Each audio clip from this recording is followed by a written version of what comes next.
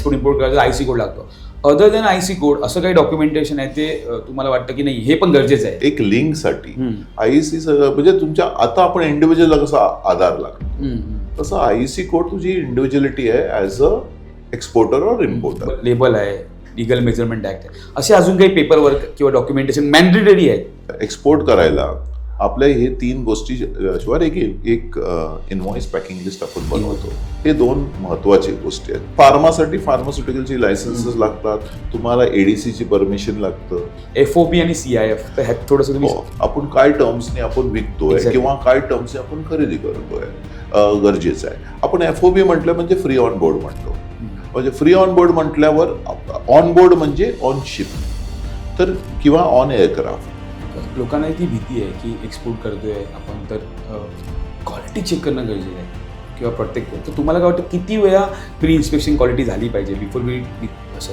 Quality is today the most important. म्हणजे तुमच्या सायकलमध्ये प्रत्येक सायकलच्या तुमच्या प्रोडक्टच्या सायकलमध्ये तुम्ही ती चेक केली पाहिजे की quality is up to it or not.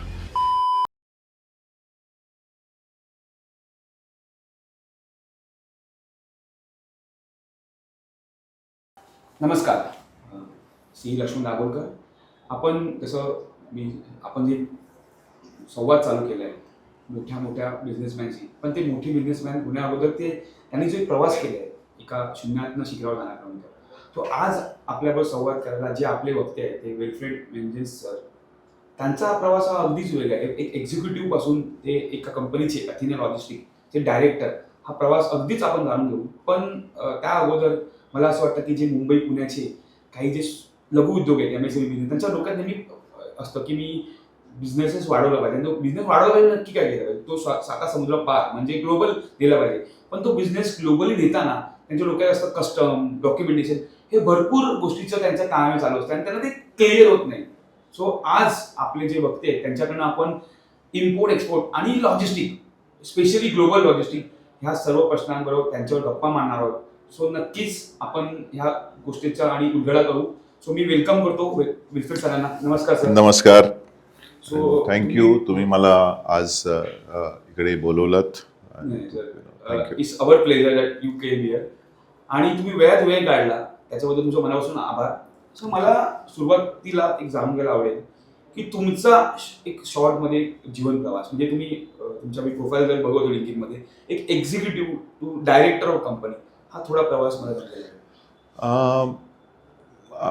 आमची फॅमिली म्हणजे एक लोअर मिडल क्लास फॅमिली. एक वडील आपले एकच माणूस होते, जे आपले वडीलच होते जे ब्रेड अर्नर होते फॅमिलीचे.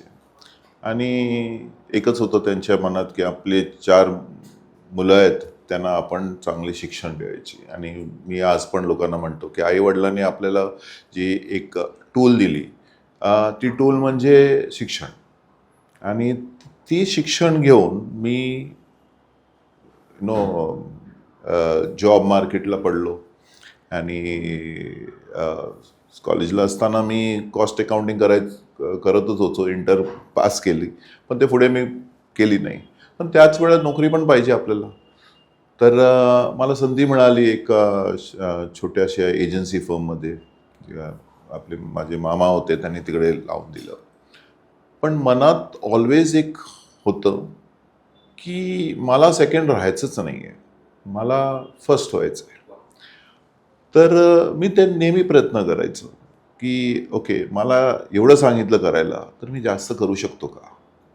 आणि ज्या वेळा मला संधी मिळाली, म्हणजे नवीन काहीतरी स्कोप आलं, तर माझा हात आधी वर जायचं की ती चान्स मला द्या, म्हणजे मला ते काय अजून शिकायचं आहे.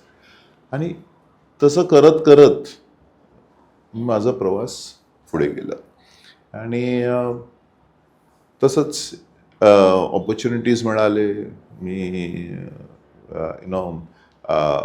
जसं आपण काम करतो तर आपलं काम बघून आपले सिनियर्स पण आपलं त्याप्रमाणे रिस्पॉन्सिबिलिटीज देतात.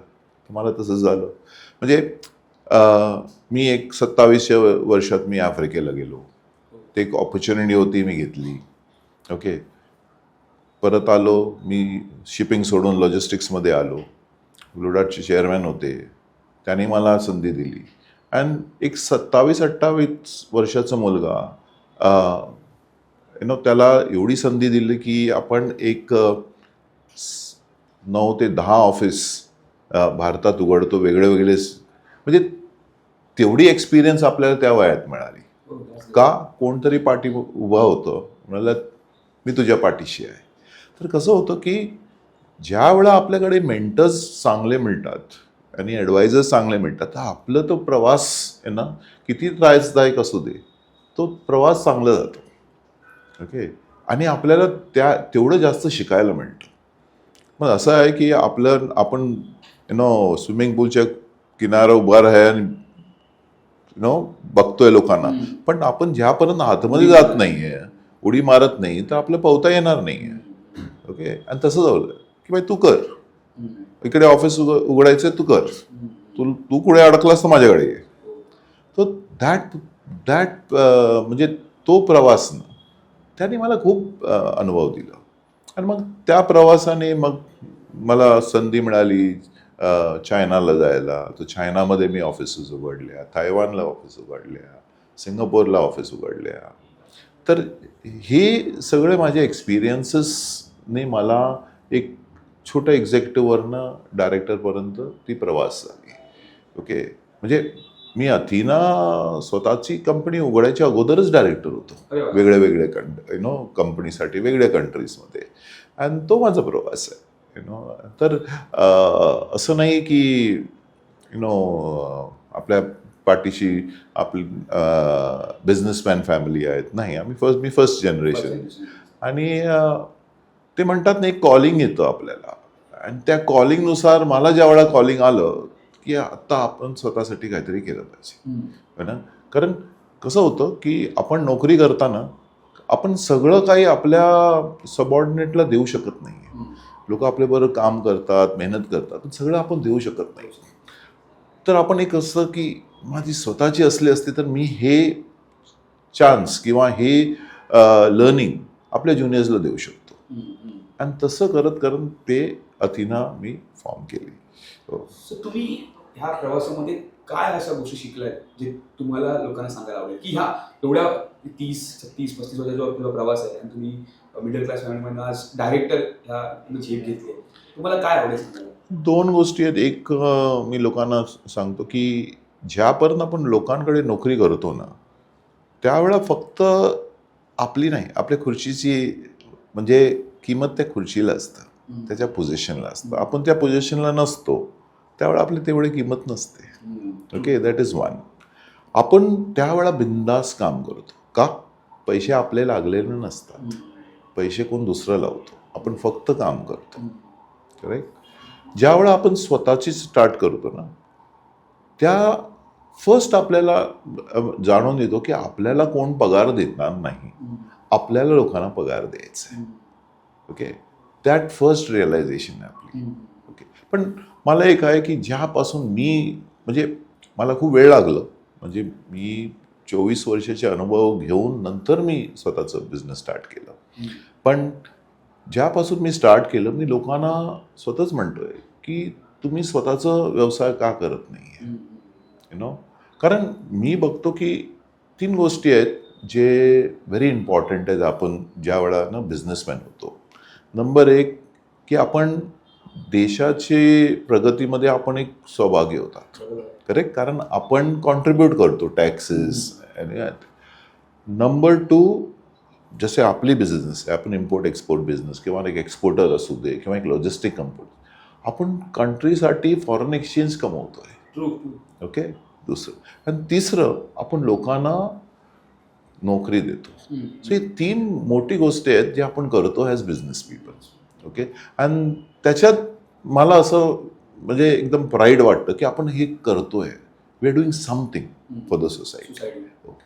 आणि आपल्याला असे अजूनही छोट्या छोट्या बिझनेसेसची गरज आहे. कारण मला असं वाटतं जसे बिझनेसेस खूप मोठे होतात ना, त्यांची R&D करून ना मग लोक त्यांना कमी लोक लागतात. करेक्ट. आणि SMEs किंवा स्मॉल स्केल युनिट्सच जास्त लोक घेतात, कारण ते त्यापर्यंत त्यांना टेक्नॉलॉजीचं म्हणजे खर्च त्यांना म्हणजे technology is expensive for them. जसं सर तुम्ही आता म्हटलं की देशाला फॉरेन करन्सी आलं पाहिजे आणि एक्सचेंज. सो तुमचं प्रामुख्याने तुम्ही लॉजिस्टिकमध्ये आहे. तर प्रोजेक्ट कार्गो हे तुमच्या प्रोफाईलमध्ये मी कुठेतरी लिंकिनमध्ये जो स्टडी करत होतो बिफोर दिस पॉडकास्ट. तर तुम्ही थोडं सांगाल का प्रोजेक्ट कार्गो म्हणजे नक्की काय आणि हाऊ इट वर्क? बघा, वेगळे वेगळे टाईपचे प्रोजेक्ट असतात. एक तर जे तुम्ही बघतात की टर्नकी प्रोजेक्ट आपण करतो, म्हणजे एक संपूर्ण प्लांटला आपण करतात, किंवा तुमच्या अकाउंटन्सीमध्ये तुम्ही प्रोजेक्ट घेतात, right from start of business to the working business. आमच्याकडे प्रोजेक्ट म्हणजे आपण म्हणतो मोमेंट ऑफ बिग कार्गो.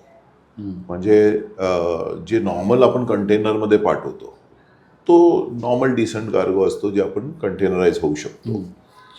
त्याच्यात पण मोठं कार्गो येतात, जे आपण म्हणजे एक प्लॅटफॉर्म कंटेनर म्हणतात, आपण फ्लॅट ट्रॅक्स म्हणतात, आपण त्याच्यात एक्सपोर्ट करतो किंवा इम्पोर्ट करतो. तर त्यापेक्षा मोठे प्रोजेक्ट असतात जे नॉर्मली हे कंटेनरशिप्समध्ये जाऊ शकत नाही आहे. रिझन आहे की एक तर त्याचे डायमेन्शन्स मोठे असतात. म्हणजे आपलं एक जे कंटेनरवर कार्गो जातात ते नॉर्मली एक हे पकडा की एक 11-12 मीटर त्याची लेंथ असते, त्याची रुंदी म्हणजे एक 8-10 मीटर असते, किंवा त्याची हाईट एक 10-12. पण त्याच्यापेक्षा मोठं तुम्हाला पाठवायचं असेल तर आपण त्याच्यासाठी एक स्पेशल ब्रेक बल्क वेसल्स घेतात, तर आपण त्या वेसल्सवर पाठवतात.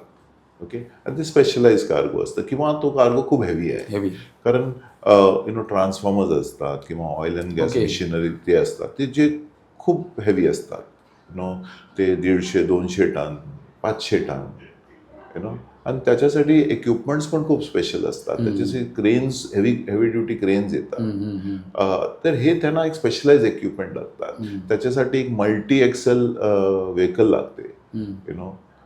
प्रत्येक एक्स्ट्रा टनेजसाठी ते एक्सेल्स वाढवतात, कारण त्याची ती वेट घेतली पाहिजे. आणि त्याच्यात म्हणजे एक खूपसा रिसर्च असतो की आपण कुठल्या रोड यूज करायचं ते मुवमेंटसाठी, कारण आपल्याला ते कसंही कार्गो फॅक्टरीवरनं बंदरपर्यंत पोचायचं आहे, तर तो कसं पोचणार. आता समजा पुण्याला तू बनवलं, पुण्यावरनं लोणावळ्याच्या मार्गाने येणार आहे का, आणि तो नाही येऊ शकला असेल मग तो कुठल्या वाटेने येणार. अच्छा, दुसरं काय ऑल्टरनेटिव्ह वाट आहे का.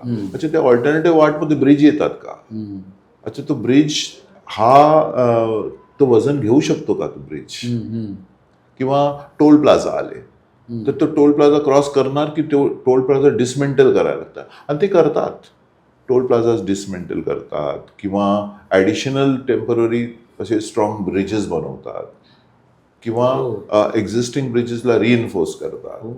तर असे खूपशे, कधी कधी तर स्पेशलाइज बाज बनवतात, म्हणजे ते बाहेरून ते शिपच्या बाजूला घेऊन येतात.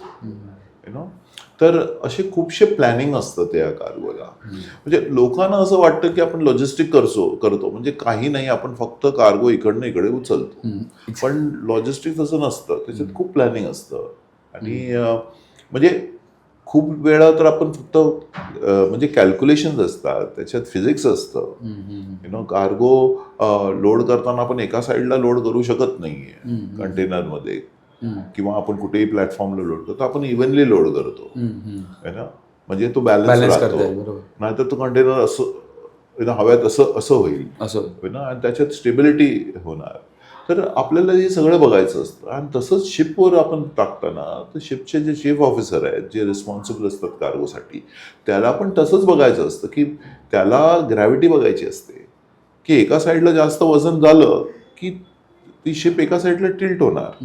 तर आपल्याला लोडिंग करताना आपण कसं बॅलन्स करायचं, कुठलं कार्गो कुठे जायचं, हे सगळं हे लोक ते प्लॅनिंग असतं. सर, आता आपण जसं म्हणतो, सो माझा जो मेन जो सिरीज आहे, आपण MSME म्हणजे स्मॉल अँड मिडियम इंडस्ट्रीसाठी आपण ही कन्सेप्ट चालू केली, संवाद. सो तुमच्या मते, बिंग युअर इंडस्ट्री लीडर, तुम्हाला काय वाटतं की MSME बिझनेसनी एक्सपोर्ट करायच्या अगोदर कोणत्या चेकलिस्ट रेडी केल्या पाहिजे, किंवा त्यांचा असं कोणता पॉईंट आहे की आता ते लोक एक्सपोर्ट करू शकतात प्रॉडक्ट, असं कोणत्या लेवलवर त्या लोकांनी डिसाईड केलं तर मी एक्सपोर्ट केलं पाहिजे?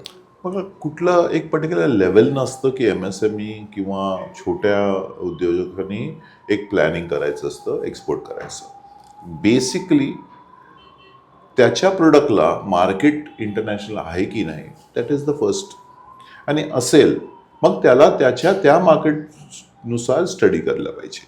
कारण कुठे स्टडी करणार पाहिजे? ओके, ते त्याच्यासाठी एक तर इम्पोर्ट एक्सपोर्ट कोर्सेस आहेत, ओके, किंवा एक्सपिरियन्स लोक आहेत मार्केटमध्ये जे तुम्हाला ती नॉलेज पास ऑन करू शकतं. गव्हर्नमेंटचे स्वतःचेच जसे महाराष्ट्रामध्ये MCED आहे, तर ते कोर्सेस प्रोव्हाइड करतात, FIO करतं, कोर्सेस प्रोव्हाइड करतात. आणि ते हे सगळे जे असोसिएशन्स आहेत ते इव्हन डेलिगेशन्स घेऊन जातात बाहेरच्या कंट्रीला. तर बेसिकली काय, आपल्याला फर्स्ट आपल्या प्रोडक्टवर फर्स्ट लक्ष देईल. आपला प्रोडक्ट असं आपल्याला वाटतं की देशात हा प्रोडक्ट एकदम फर्स्ट क्लास चालतोय, ओके, आणि त्याच्यासाठी आपल्याकडे मार्केट आहे. मग आपल्याला इंटरनॅशनल कुठे मार्केट आहे, ओके, त्या मार्केटमध्ये आपण कॉस्ट इफेक्टिव्ह आहो का, असं. मग आपलं ती क्वालिटी काय आहे, ओके, त्या कंट्रीचे नॉर्म्स काय आहेत, तर हे सगळं जाणून घेणं खूप महत्वाचं आहे. सो कसं आपण म्हणजे काही वेबसाईट आहेत का स्पेसिफिक असं काही रेफरन्सेस तुम्ही देऊ शकता का? हो, तर जसं मी सांगितलंय MCED आहे, FIO आहेत, हे मार्गदर्शन पण देतात. जर समजा तुम्हाला एक पर्टिक्युलर मार्केटला तुमचं प्रोडक्ट आहे तर तुम्ही त्या मार्केटमध्ये तुम्ही रिसर्च करू शकता. बायर्स एक आहे, त्यांच्या एम्बेसीकडे पण संपूर्ण डिटेल असतात, बायरची पण सेलर्सची पण एम्बेसीजकडे असतात. त्यांचे प्रत्येक एम्बेसीचे एक ट्रेड डिव्हिजन असतं, ते ऑप्शन आहे. किंवा ह्या ट्रेड डेलिगेशन बरोबर आपण तिकडे जाऊन त्यांच्याशी आपण लोकांशी संपर्क करू शकतो, यु नो, की बाई हे प्रोडक्ट माझं कोण कोण घेतोय, काय मार्केट आहे त्याचं. सो स्टडी करणं गरजेचं आहे. आणि दुसरं ब्रँड डेव्हलपमेंट महत्वाचं आहे, क्वालिटी महत्वाचं आहे, ओके. त्या ज्या कंट्रीला आपण विकतो त्या कंट्रीचे नॉर्म्स जाणणं खूप महत्वाचे आहे. आणि स्पेशली हे ज्या वेळा आपण ना फूड स्टफ करतो किंवा फार्मास्युटिकल करतो त्याच्यात खूप महत्वाचं आहे करायचं. कारण जसं फूड सिक्युरिटी इंडियामध्ये आहे, फसाई आहेत, तसं त्या पर्टिक्युलर कंट्रीजमध्ये असतात. आणि ज्या वेळा आपण फूड करतो तर किंवा फार्मा करतो, लेबलिंग पासून स्टार्ट होतं की ह्याचं लेबलमध्ये काय दिलंय, ओके. जसं काय काय कंट्रीजमध्ये, गल्फ कंट्रीजमध्ये तुम्ही काही क्लेम्स टाकू शकत नाहीये, ओके. म्हणजे जसं आपण एक समजा क्रीम बनवतो, आपण तिकडे लिहिलं की हा क्रीम लावून कोणाची सुंदरता वाढेल, ओके, मग ते प्रूफ कसं करणार आपल्याला. म्हणून ते आधीच सांगतात की तुमच्या ह्या लेबलवर किंवा तुमच्या ह्या ब्रँड पॅकेजवर असे काहीतरी क्लेम्स टाकू नका जे तुम्ही प्रूव्ह करू शकत नाही, ओके. तर हे सगळं जाणणं महत्वाचं. सिमिलरली आपण जे इंडियाला इम्पोर्ट करतो, ओके, त्याच्यासाठी पण सगळं लेबल्स पासून स्टार्ट होतं. म्हणजे आपण फसाईच्या सिस्टममध्ये सगळ्यात आधी टाकायचं म्हणजे लेबल्स. फसाईने ते लेबल्स तुमचे अप्रूव्ह केलं मग पुढे जातं, ओके. सो IC कोड लोकांना माहिती आहे की एक्सपोर्ट इम्पोर्ट करायचं IC कोड लागतो. अदर देन IC कोड असं काही डॉक्युमेंटेशन आहे ते तुम्हाला वाटतं की नाही हे पण गरजेचं आहे? हो, IC कोड बघा, आधी साधं गोष्टी आहे. तुमच्या म्हणजे एक लिंकसाठी IC म्हणजे तुमच्या आता आपण इंडिव्हिज्युअलला कसा आधार लागतो तसं IC कोड तुझी इंडिव्हिज्युअलिटी आहे ॲज अ एक्सपोर्टर और इम्पोर्टर. आणि ते कस्टमकडे, RBI कडे, तुमच्या बँकेत ॲज अन इम्पोर्टर एक्सपोर्टर ते सगळे लिंक्ड आहेत. तर that is there. Then GST is important, कारण तुम्हाला ते GST मध्ये तुम्हाला रिफंड्स मिळतात. यु नो, लोकांना अजूनही माहित नाही आहे की एक्सपोर्ट केलं की आपल्याला GST पैसे परत मिळतात. आणि ट्रेडर्स हे खूप चांगलं यूज करतात कारण त्याच्यात 18% आहेत, ओके. आणि तुम्ही नेट विकून तरी तुम्हाला ते 18% येतात किंवा ते 18% खेळतात traders, okay. So that is very important to have GST. मग त्यानंतर तुमचे bank account which is going to be your US bank account, जिकडे तुमचे रेमिटन्स येणार आहेत, ओके. मग तुमची प्रोडक्टची नॉलेज की माझ्या ह्या प्रोडक्टला गव्हर्नमेंट काय सबसिडीज देणार आहेत, कारण ते 2-5% असू दे, पण ते 2% मुळे तुम्ही कॉम्पिटेटिव्ह होणार, राईट. मग इम्पोर्टर्स आहेत. मग इम्पोर्टर्स मी हे कुठल्या स्कीमने मी आणले पाहिजे, त्याच्यात मला बेनिफिट आहे, किंवा कुठल्या कंट्रीमध्ये मी आणलं तर गव्हर्नमेंट मला ॲडिशनल ड्युटी लावणार आहे. तर हे जाणणं गरजेचं. सो IC झालं, GST झालं, प्रॉडक्ट मिळतं, आणि काही लोकल असं जसं लेबल आहे, लिगल मेजरमेंट ऍक्ट आहे, असे अजून काही पेपर वर्क किंवा डॉक्युमेंटेशन मॅन्डेटरी आहेत? मॅन्डेटरी बघा, जसं एक्सपोर्ट करायला आपल्या हे 3 गोष्टी शिवाय एक इनव्हॉइस पॅकिंग लिस्ट आपण बनवतो. ते 2 महत्वाचे गोष्टी आहेत. पण जसे आता फूड आहे, तर फूडला तुम्हाला फसायची लायसन्स लागते, इंडस्ट्री स्पेसिफिक. मग तुम्हाला फार्मासाठी फार्मास्युटिकलची लायसन्सेस लागतात, तुम्हाला ADC ची परमिशन लागतं. ओके, हे सगळी गोष्ट तुम्हाला ते लागतात.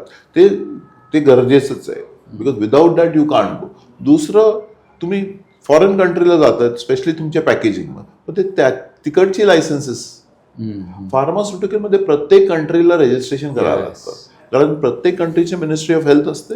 तिकडे तुम्हाला तुमची प्रोडक्ट रजिस्टर झाली पाहिजे, त्यानंतरच तुम्ही शेल्फला जाऊ शकता. सो बेसिकली प्रत्येक कंट्रीचे वेगळे जे लायसन्स आहेत ते अंडरस्टँड केले पाहिजे. ऍब्सोल्युटली. प्रत्येक कंट्रीला तुम्हाला ते आहे, प्रत्येक कंट्रीचे तुमचे हेल्थ सर्टिफिकेट लागतात, ते सगळे लागतात.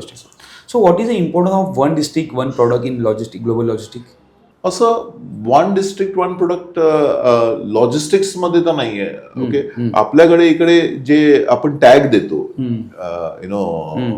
GI टॅग देतो, तिकडे आपण हे वन डिस्ट्रिक्ट वन प्रोडक्ट वापरतो. पण लॉजिस्टिक्सला असं वन डिस्ट्रिक्ट वन प्रोडक्ट असं नाही. सर, अजून एक कन्सेप्ट सगळ्यांना ते लॉजिस्टिक आणि एक्सपोर्ट इम्पोर्टमध्ये FOB आणि CIF, तर ह्यात थोडंसं तुम्ही ते हे सगळे पार्ट ऑफ इन्कोटर्म्स आहेत, आणि लोकांना इन्कोटर्म्स जाणणं खूप गरजेचं आहे की आपण काय टर्म्सने आपण विकतोय किंवा काय टर्म्सने आपण खरेदी करतोय, गरजेचं आहे. आपण FOB म्हटलं म्हणजे फ्री ऑन बोर्ड म्हणतो. म्हणजे फ्री ऑन बोर्ड म्हटल्यावर ऑन बोर्ड म्हणजे ऑन शिप तर किंवा ऑन एअरक्राफ्ट, तर त्याच्या अगोदरचे सगळं खर्च, ओके, जे शिपर आहे जो विकतोय त्याच्याकडे. ओके, आणि त्यानंतर एकदा शिपवर गेलं किंवा एअरक्राफ्टवर गेलं, त्याचं सगळं खर्च ते बाहेर. ओके, त्याच्यात FOB. आणि CIF म्हणतो तर आपलं C आणि I आणि F मध्ये सगळं आलं, म्हणजे कॉस्ट, इन्शुरन्स अँड फ्रेट. म्हणजे संपूर्ण कॉस्ट आपल्या देशातनं त्या फॉरेन पोर्ट पर्यंत किंवा एअरपोर्ट पर्यंत इकडे विकणाऱ्यासाठी आहे. ओके, हा, तर हे म्हणजे सगळं आपण करतो. म्हणजे समजा मी काय CIF वर विकतो, तर माझं प्रोडक्टचं कॉस्ट, मग मी ट्रान्सपोर्ट करणार पोर्टला, ते पोर्टमध्ये फॉर्मॅलिटीज, ओके, आणि मग त्याला ऑनबोर्ड करायचं, त्याचं इन्शुरन्स आणि त्याचं फ्रेट डेस्टिनेशन पर्यंत पोहोचायपर्यंत, ते सगळं माझ्यावर आहे. बरोबर आहे.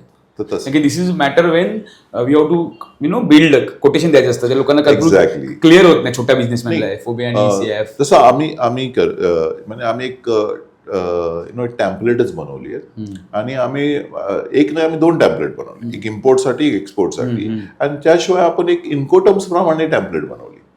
म्हणजे राईट फ्रॉम एक्सवर्क्स म्हणजे तुमचं बायर तुमच्या फॅक्टरीवरनं उचलणार.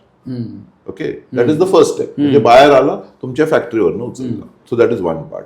दुसरं, तुमचं बाहेर आलं FOB मागितलं, मग तिसरं CIF मागितलं, मग तसं पुढे म्हणजे कसं होतं की रिस्पॉन्सिबिलिटी बाहेर घेऊन ते एंड पर्यंत रिस्पॉन्सिबिलिटी सेलर पर्यंत. म्हणजे सेलरची रिस्पॉन्सिबिलिटी एकदम वाढली, म्हणजे त्यांनी डोर डिलिव्हरी दिली, इन्क्लुडिंग ड्युटी. तर तसं दोन्ही पॅटर्नला होऊ शकतं. तर आम्ही तसं लोकांना म्हणजे गाईड करायला तसं एक टॅम्पलेटच बनवलंय की तुम्ही फक्त कॉस्ट ऍड करा आणि तुम्ही त्याच्यावर प्ले करून तुम्हाला वेगळे तुम्हाला. HSN कोड आहे ना, हा इम्पॉर्टंट आहे international transaction. Correct. So can you just tell me about how it work? HSN शोधू शकतो प्रोडक्ट? हो, कसं आहे की हजारो प्रोडक्ट आहेत. ओके, आणि आपल्याला प्रत्येक प्रोडक्टचा बाय प्रोडक्ट असतं. करेक्ट. तर ते बाय प्रोडक्ट्सला आपण कसं ब्रेकअप करायचं, म्हणून त्यांनी काय केलं, त्यांनी एक इंटरनॅशनली एक हार्मोनाइज कोड बनवला. ओके, तर त्याचे फर्स्ट पार्ट आहे 4 डिजिटचं, मग त्याला अजून 2 होतात, मग अजून 2 होतात, म्हणजे ते ब्रेकअप करून ते 8 डिजिटचे कोड आहेत. आता internationally customs is slowly linking together, and that is why unified customs codes येत आहेत.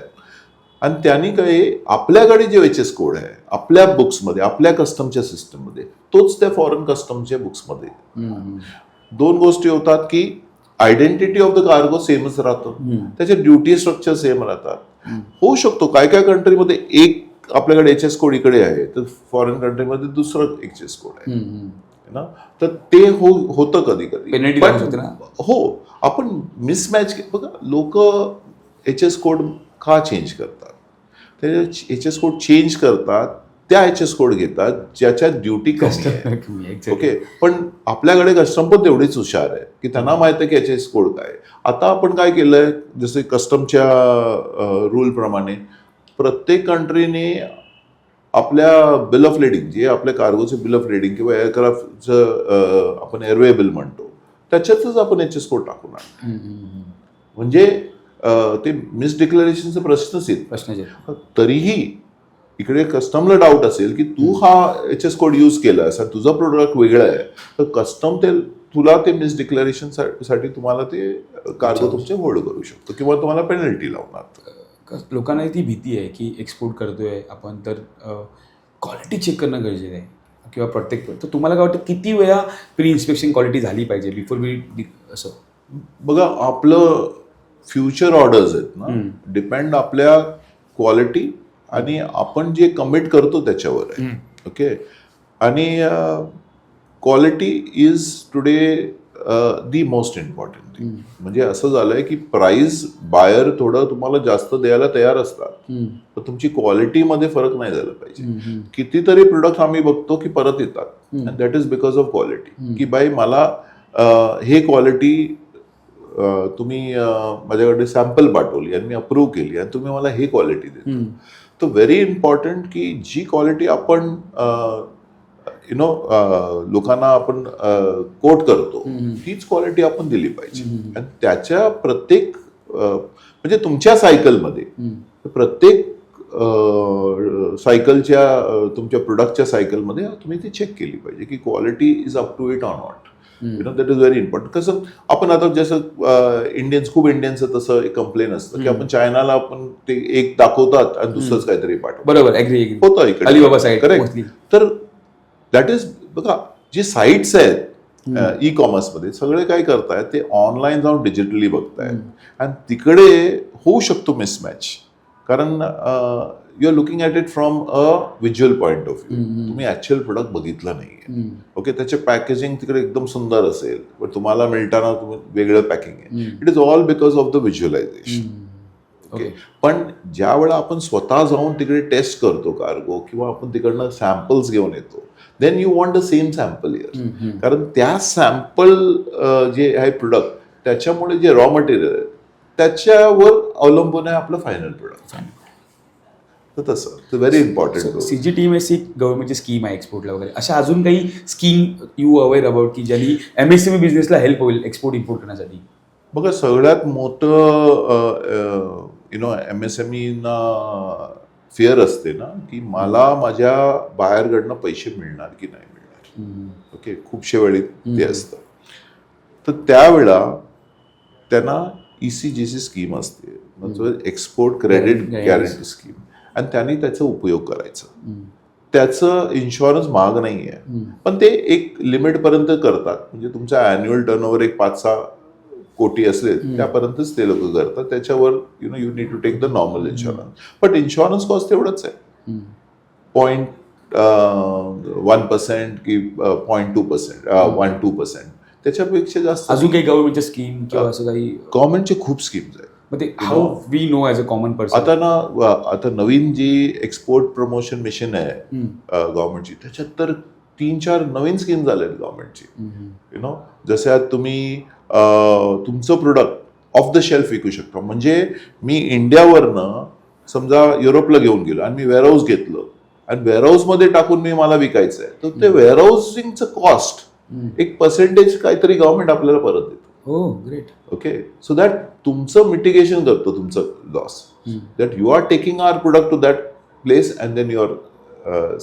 तर तसे खूपशे नवीन नवीन स्कीम्स आले. तुम्ही तो वेअरहाऊस बोललात ना, तर मला एक डोक्यात प्रश्न आला, बॉन्डेड वेअरहाऊस हा प्रकार काय असतो आणि how it impact us? Bonded warehouse खूप गरजेचं आहे आणि वेगळे वेगळे प्रकार आहेत बॉन्डेड वेअरहाऊसचे. आपले टेम्पररी बॉन्डेड वेअरहाऊस असतं, जे इम्पोर्टर्सना खूप फायदेशीर आहेत. कारण कधी कधी कसं होतं की इम्पोर्टरला संपूर्ण कार्गोची गरज नाही आहे इमिजिएटली. ओके, कारण आणि त्याला संपूर्ण ड्युटी नाही भरायची आहे. मग तो इम्पोर्टर काय करतो की मी इम्पोर्ट करतो आणि अंडर बॉन्ड घेतो आणि मग पार्ट त्याला जेवढे लागणार आहे तेवढं पार्ट तो घेतो, त्याच्यावर ड्युटी भरतो आणि घेऊन जातो. Okay. So he takes the delivery in part. तो कंटेनरवरनं किंवा रिस्टफ करून वेअरहाऊस कॅश फ्लो मॅनेज करायला बरं पडतं.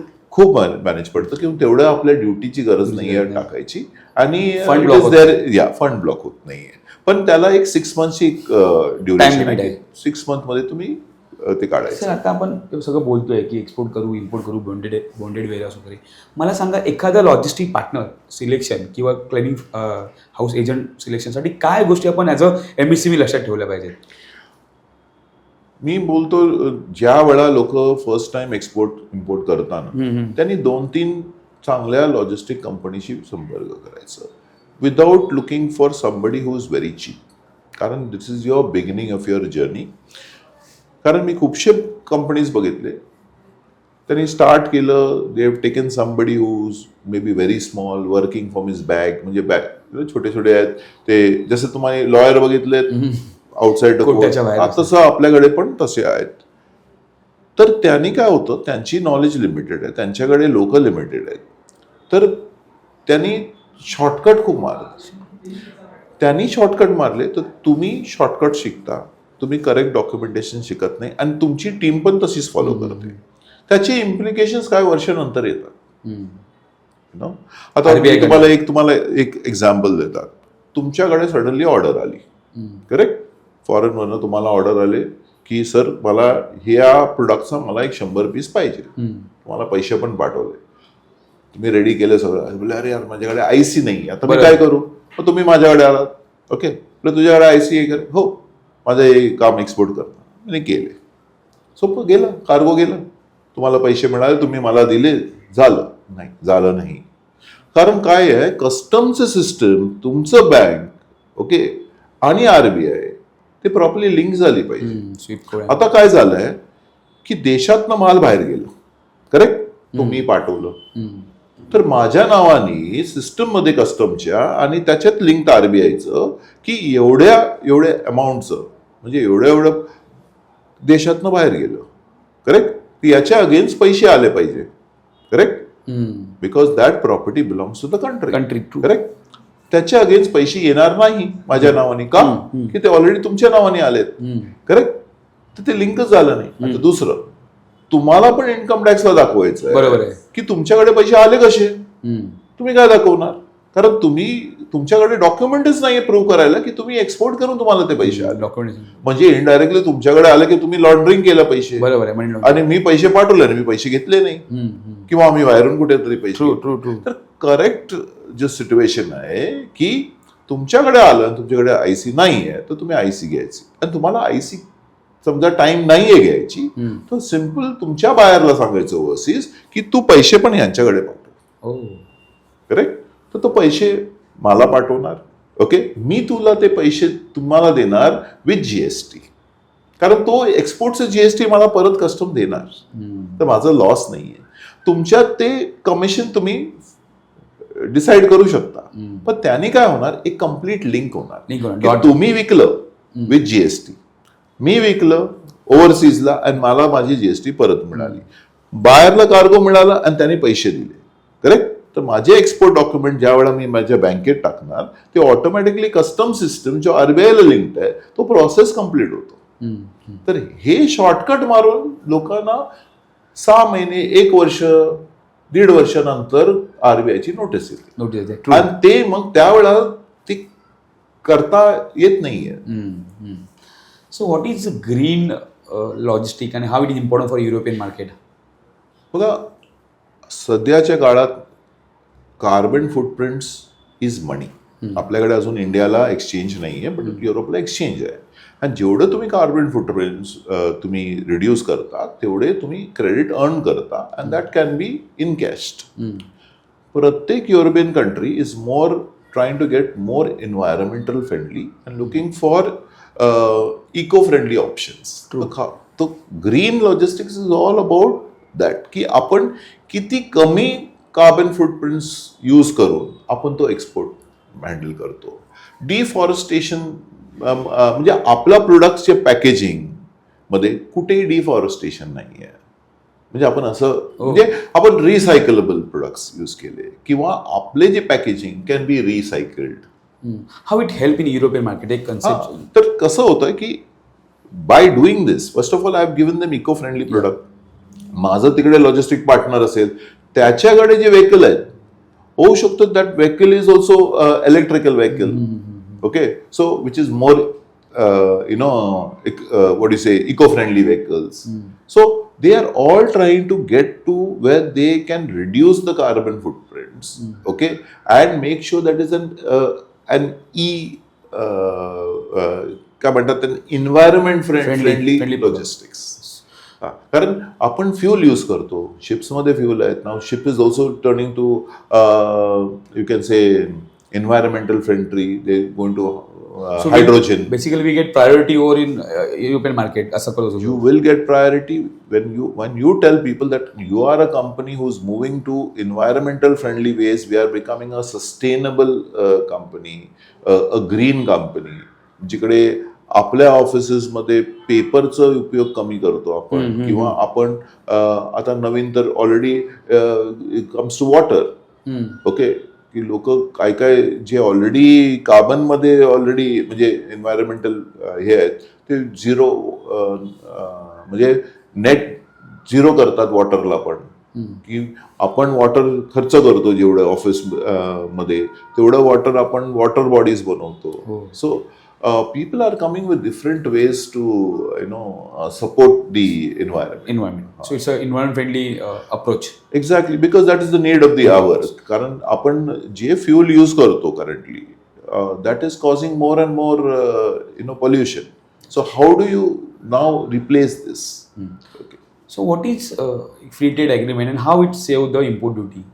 See, foreign trade agreements are, it's not only about saving the import duty. First of all, it can be a bilateral trade between two countries, किंवा one country and a regional body, जसं आपल्या Asian आहे किंवा EU आहे. तर तसे आपले agreements आहेत.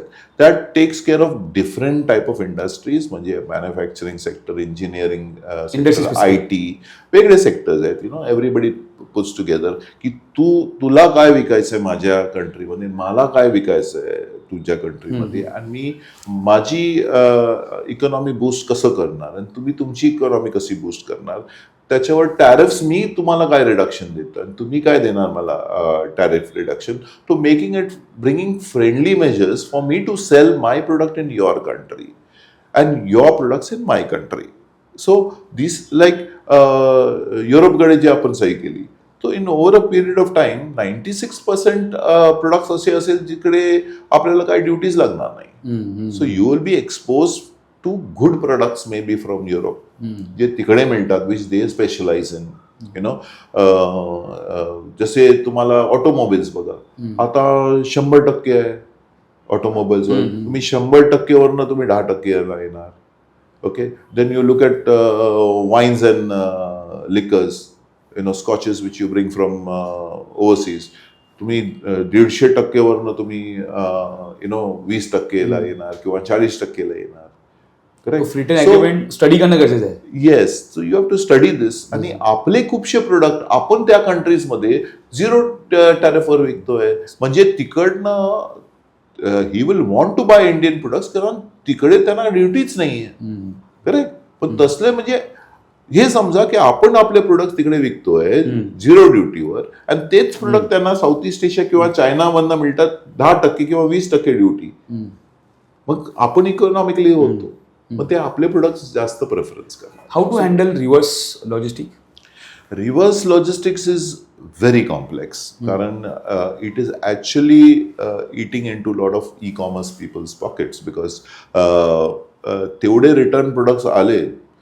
हे समजा की आपण तुम्हाला डिलिव्हरी करायला एक लॉजिस्टिक कंपनीने ई कॉमर्स कंपनी तुम्हाला डिलिव्हरी करायला जे त्रास घेतो तेवढाच त्रास आपला रिटर्न करायला आहे. पण रिटर्नला आपल्याला काही रेव्हेन्यू मिळत नाहीये. बरोबर आहे. Correct. So first of all it is eating into your cost.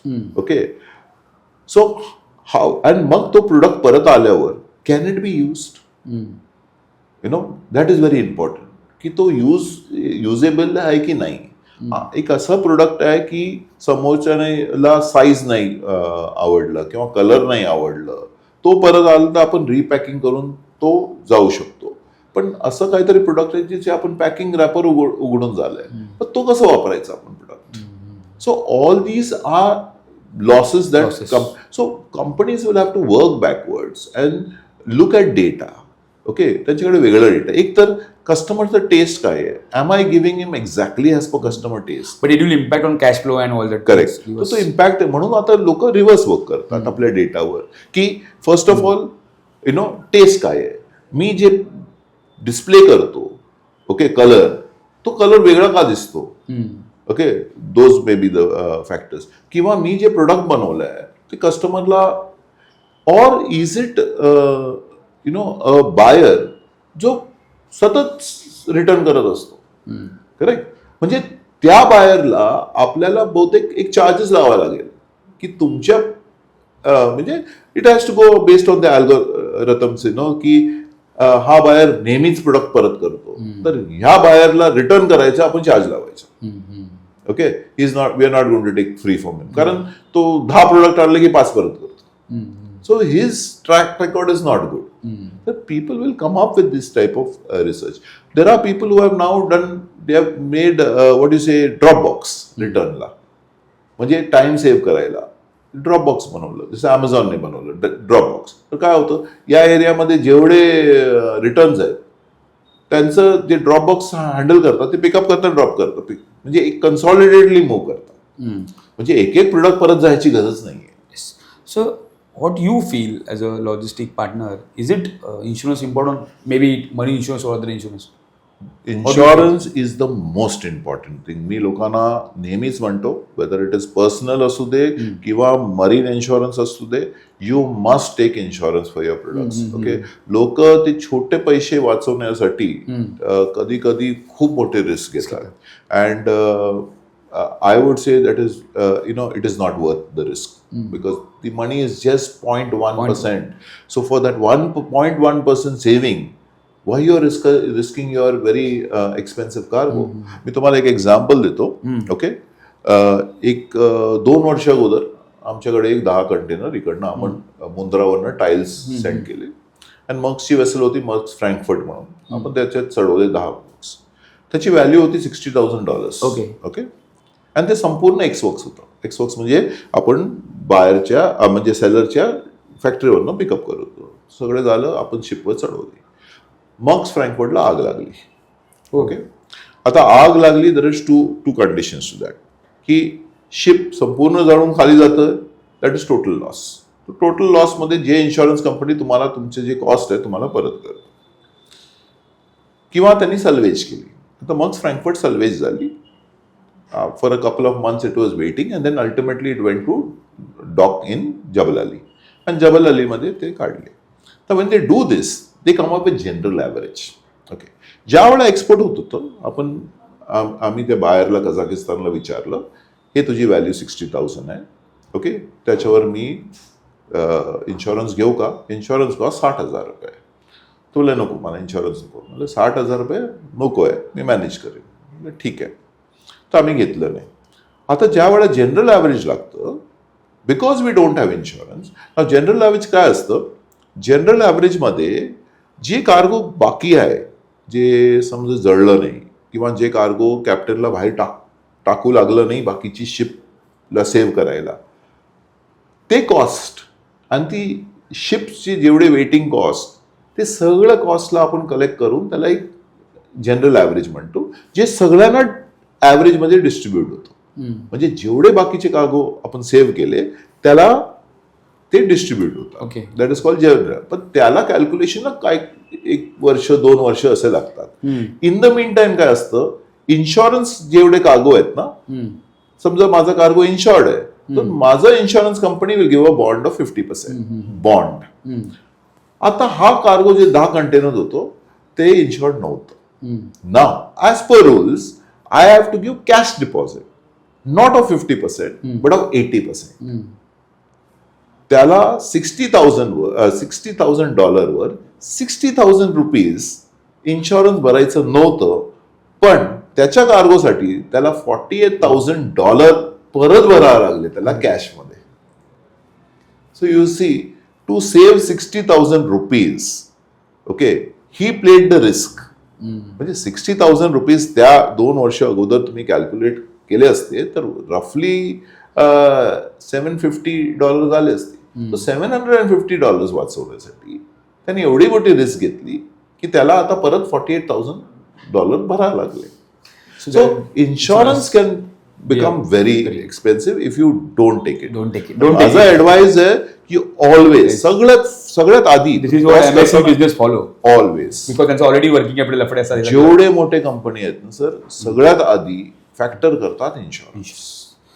So how PM Gati Shakti work? It is one. See, For rural area, it is more important. See, PM Shakti, Gati Shakti is all about integration. Okay, under that PM Shakti, त्यांनी काय केले, engines, आपण engines म्हणतो, 7 engines आहेत. म्हणजे ports, okay, मग झालं तुमचं रोड, रेल, वॉटरवेज, एअरपोर्ट, मास ट्रान्सपोर्ट, ओके, आणि तुमचं लॉजिस्टिक इन्फ्रास्ट्रक्चर. ही 7 गोष्टी, 7 इंजिन्स आहेत ऑफ PM गती शक्ती. हे 7 इंजिन्सला इंटिग्रेट करणं आणि ते इंटिग्रेट करून आपण लास्ट माइल डिलिव्हरी आणि लोकांचं मुवमेंट किती फास्ट करू शकतो. That is what PM Shakti is trying to do. म्हणजे infrastructure betterment for faster movement of people and the good. Time कमी होतं ट्रान्झिटचा, टाइम कमी होतं, एफिशियंट ट्रॅव्हल्स होतं. So they will look at की आपल्याकडे पोर्ट्स किती आहेत, टर्मिनल्स किती आहेत, एअरपोर्ट्स किती आहेत, त्यांना बेटर कसं करायचं आणि त्यांना काय इन्फ्रास्ट्रक्चर आहे, ती इन्फ्रास्ट्रक्चर बेटर कशी करायची किंवा न्यू इन्फ्रास्ट्रक्चर कशी आणायची. So this is what they will do. Like take for rural, okay, if the infrastructure is good, the movement of their agriculture will be better. Now, if they are doing digitally, so having 5G there in the rural area will change the whole thing of working on online. True. So this is what the aim of PM Gati Shakti. So, सगळ्यांना normally एक असतं की आता मी export करतोय किंवा import करतोय तर online fraud होण्याचे चान्सेस जास्त आहेत किंवा जास्त ग्लोबल फ्रॉड होतात. सो ते नेमके फ्रॉड कसे होऊ शकतात आणि सध्याचं जे पिरियड चालू आहे AI आणि ब्लॉकचेन, सो ते हाऊ दॅट AI आणि blockchain prevent that fraud. See, fraud happens in every different case. Okay, for Like few cases, how it happens. online fraud. That is okay. Online fraud. It is for us to be vigilant. You know, people are masking a lot of things. म्हणजे समजा बँकचं site कोण mask करून बँकचं नाव काढून टाकतं. In fact आम्हाला mask emails येतात, okay, तर काय करतात, हे हॅक करतात, ओके, पण हॅक केल्यावर they don't know how the money can come to their account. तर काय करणार, they will try to divert and give you a different bank number. So suppose you have to send money to me and somebody has hacked my account. So you will get a mail showing Wilfred Menezes. Okay? तू वरचंच बघतोय Wilfred Menezes नाव, पण त्या Wilfred मेनेझेसच्या नावापाठी त्याचं email ID नाही आहे. तो वेगळंच काहीतरी email ID आहे जो तो फ्रॉडस्टरचा आहे. ओके, आणि तो फ्रॉडस्टर तुम्हाला म्हणतो please change my email ID, my bank details, because there is a problem in my bank, please remit to this. आता त्यावेळेला आपल्याला गरजेचं आहे की आपण लिहायचं, to check the email, write to the correct person again and recheck, did you change your bank account. It's very important. That's one way of doing it.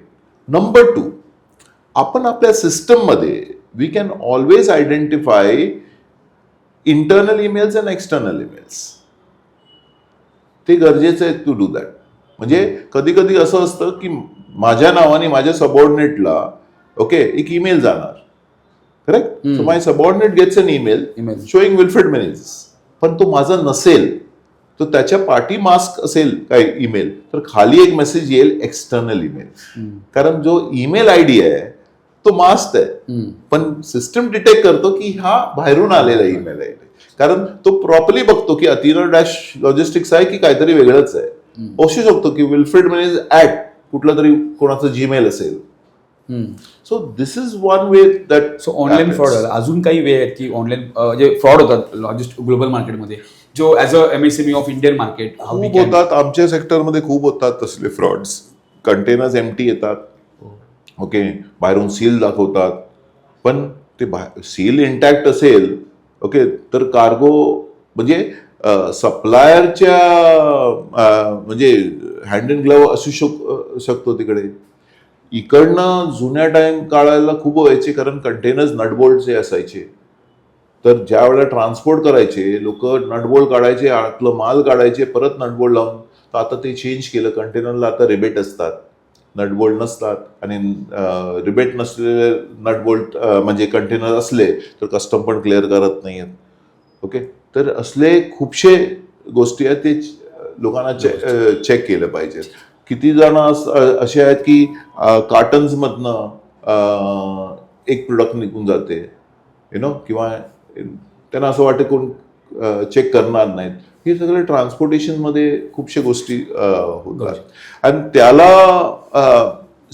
याला सगळ्यांना ना व्हिजिलन्सी पाहिजे. I mean you have to have your own checks and balance. लोक स्वतःच्या नावाचे tape लावतात, त्यांचं वेगळंच पॅकिंग असतं. So people concentrate on packing, on their sealing, हे सगळ्यावर ते लोक लक्ष देतात. So quick tips from you की ज्यांना आता 2047 आपला विकसित भारत, आपला इंडियाचा अजेंडा आहे आणि आत्मनिर्भर भारत, ह्यासाठी काही MSME बिझनेस त्यांना उद्या एक्सपोर्ट करायचं किंवा उद्या इम्पोर्ट करायचं, त्यांच्यासाठी तुम्ही काय टिप्स? मी तर म्हणतो जास्तीत जास्त लोकांनी एक्सपोर्टकडे बघितलं पाहिजे, कारण त्यांचं ग्रोथ फास्टर होऊ शकतो.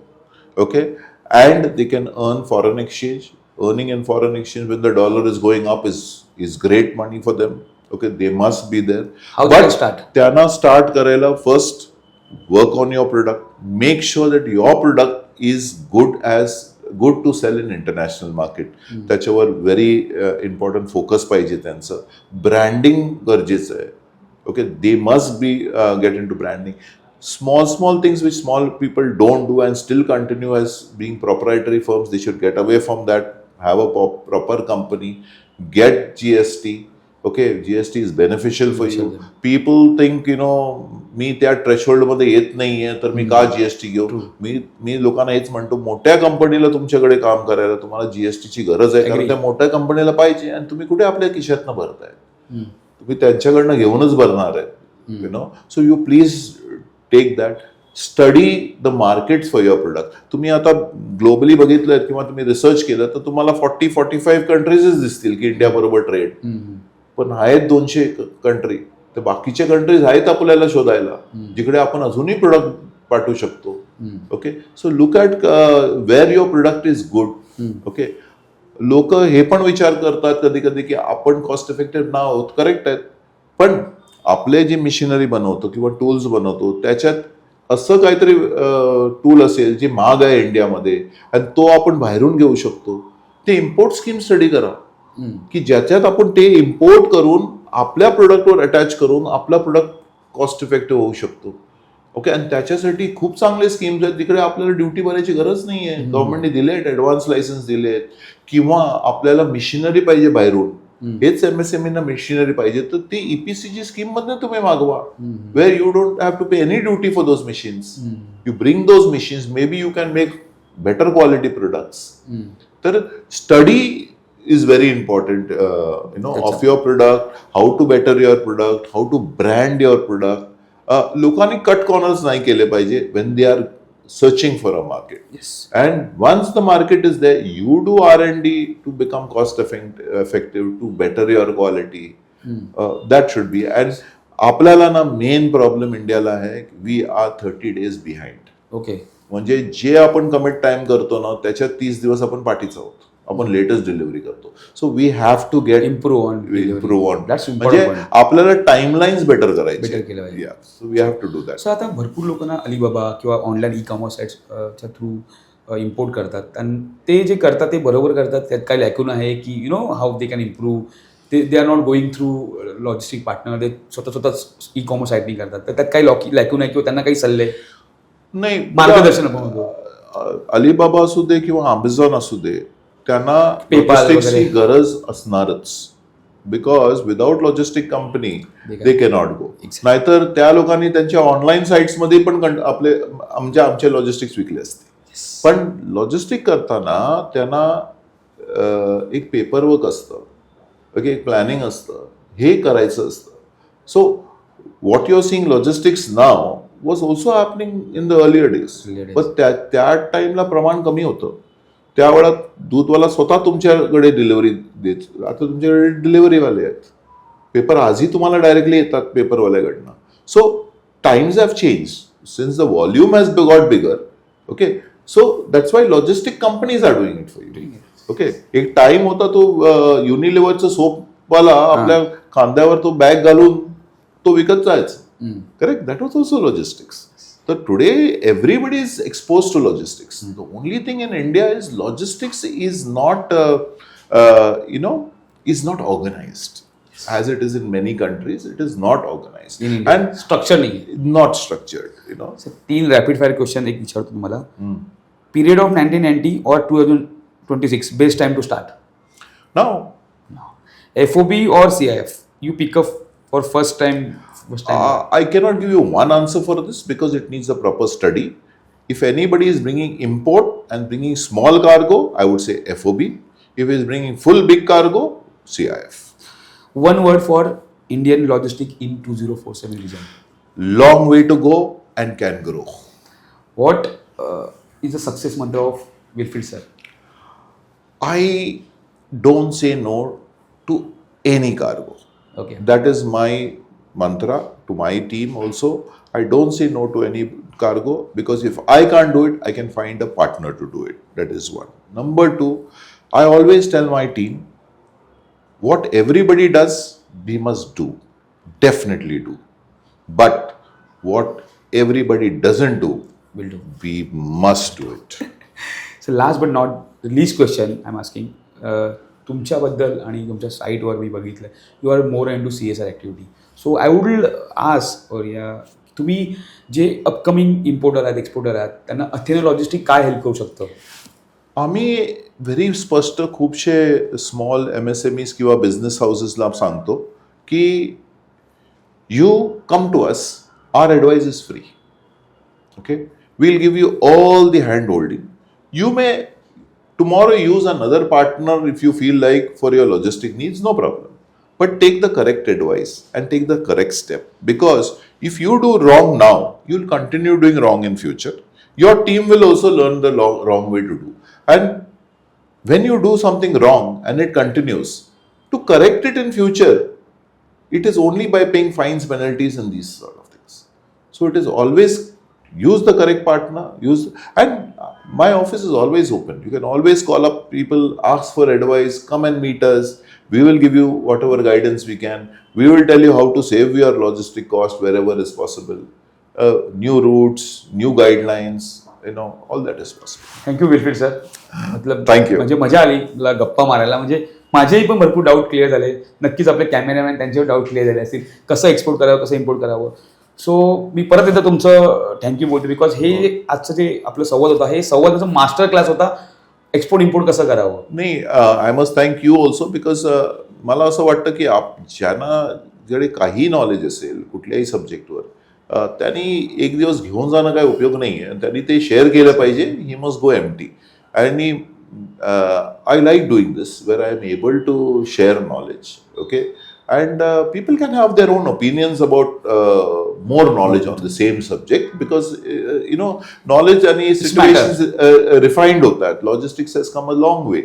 ज्या आपण जुन्या काळात करायचो आणि जे आता करतोय आपण, मी 36 वर्षात एक फुल 365 degrees चेंज बघितलं. मशीन होती तेव्हा, everything change. I started when there was typewriters. आणि मी माझ्या टीमला म्हणायचो ना, आपण 12वीला पोचलो की आई वडील म्हणायचे सुट्टीतनं जाऊन टाईपरायटिंग शिक. करेक्ट. कुठे टाईपरायटरला होतो आणि कुठे AIचा जमाना आलाय. तर अंतर 36 सालमध्ये खूप आणि पुढे कुठे जाणार आहे हे पण आपल्याला माहित नाही. सो होप मी तुम्हाला सगळे प्रश्न विचारले, पण असा काही प्रश्न तुम्हाला वाटतं बोलावा मी विचारला नाही? एक मला प्रश्न विचारलं की तुम्ही मला प्रश्न विचारलेला की MSME मध्ये अजून काय प्रिकॉशन्स घेतले पाहिजे. when they are initially doing their business, they should all do LC business. Okay, do your business against LC. Take your insurance, but do against LC. Let your money come against the LC. Okay, so that you feel safe. True. You try to give somebody credit in your initial time is not correct. Unless you have developed years and years of friendship with somebody and you have decided on credit. But otherwise, always do, and especially difficult markets, do your business against cash and carry. Okay, and people are willing to pay. असं नाही की people are not willing to pay. The guys who are not willing to pay, then they are not a genuine business. Yes. So those who need your cargo will pay you They will cash. pay you. Yeah. So go Cash and carry. cash and carry. Go to LCs. Use processes which are secure and speak to people who understand the business. Speak to logistic companies. They will tell you. A lot of good logistic companies will tell you sectors where not to do credit. Okay, take money in advance. Country they know it because they themselves would have faced experience. issues. अंदर की आवाज है experience. Exactly. And then some countries, remittance of those countries is very slow. So you don't want to. Banking is not very organized in those countries. तर त्याच्यावर लक्ष देणं गरजेचं आहे. Thank you sir. Thank you very much.